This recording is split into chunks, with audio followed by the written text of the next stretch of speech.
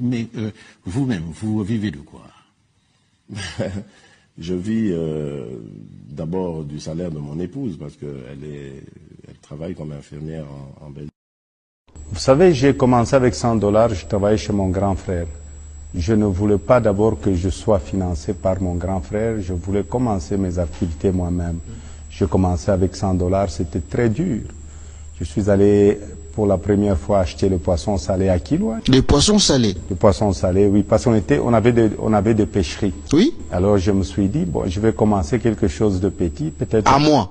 À moi, à Moïse Katumbi, c'était vers les années 85. C'était vers les années 85. Et j'ai eu la chance de rencontrer un prêtre parce que je devais fournir mon poisson salé à l'internat de Kafumouiba. Vous pouvez demander peut-être à Monseigneur Rouvesi, il connaît l'histoire. Je suis allé fournir le poisson, donc le poisson de 100 $, j'ai gagné 600 $. Mais vous-même, vous vivez de quoi? Je vis d'abord du salaire de mon épouse parce qu'elle travaille comme infirmière en Belgique. Oh. Et le prêtre m'a dit, en tout cas, on voit que le poisson ici, vous l'avez fait avec votre cœur. Et en tout cas, c'est la bonne qualité. Est-ce que vous pouviez encore m'amener d'autres poissons? J'ai dit, je vais repartir avec mes 600 $. Au retour, je vais vous fournir ce que je peux vous fournir. Non, j'ai besoin de beaucoup de poissons. Et le prêtre a beaucoup insisté, c'est un père blanc. Il m'a donné un prêt de 3000 $. Un prêt? Un prêt de 3000 $. Bon, c'est vrai. Quand j'ai travaillé chez mon grand frère, j'ai compté des millions, mais ce n'était pas mes millions à moi. C'était des millions qui appartenaient à mon grand frère. Il faut faire la part de choses.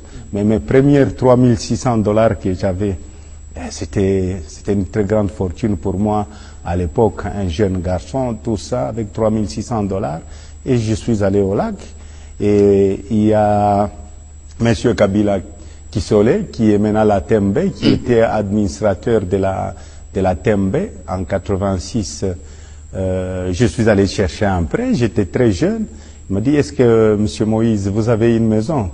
J'ai dit, non, moi, je n'ai pas de maison. Pour gager? Oui, pour hypothéquer. Oui.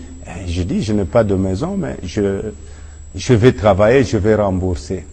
Il dit, mais il faut aller demander quand même une caution chez votre grand frère. J'ai dit, non, je ne vais pas mélanger mon grand frère et moi-même. Je travaille chez mon grand frère et j'ai commencé aussi mes affaires.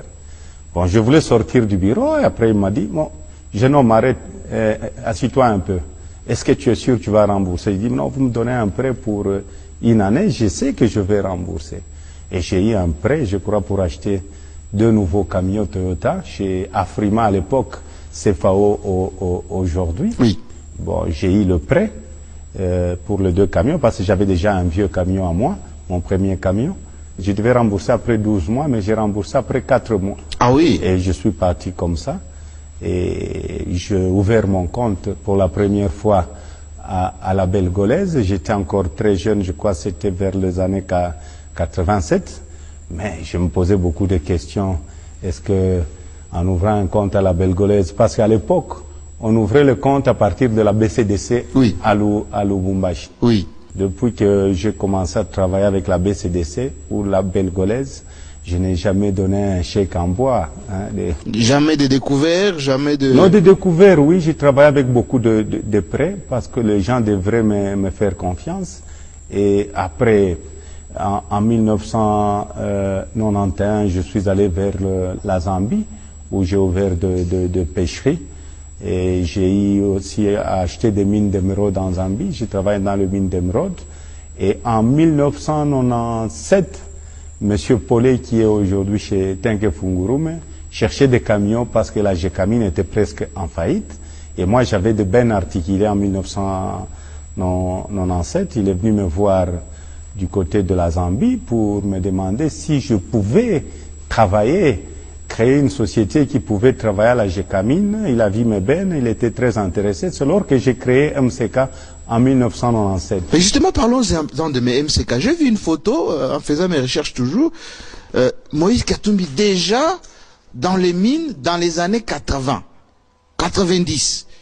Alors que les gens disent, oui, Moïse, à cause de son poste de gouverneur, qu'il est devenu minier, qu'il a de l'argent.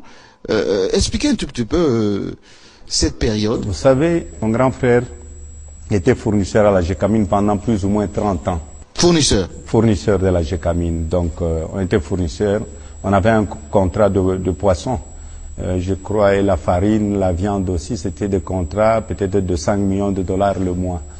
Et moi-même, à partir de 1991, j'ai commencé à donner des prêts à la Gécamine quand j'étais en Zambie. Parce que À l'époque de Mobutu déjà? Oui, à l'époque en 1991, oui.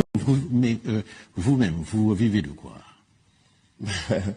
Je vis d'abord du salaire de mon épouse parce qu'elle travaille comme infirmière en Belgique.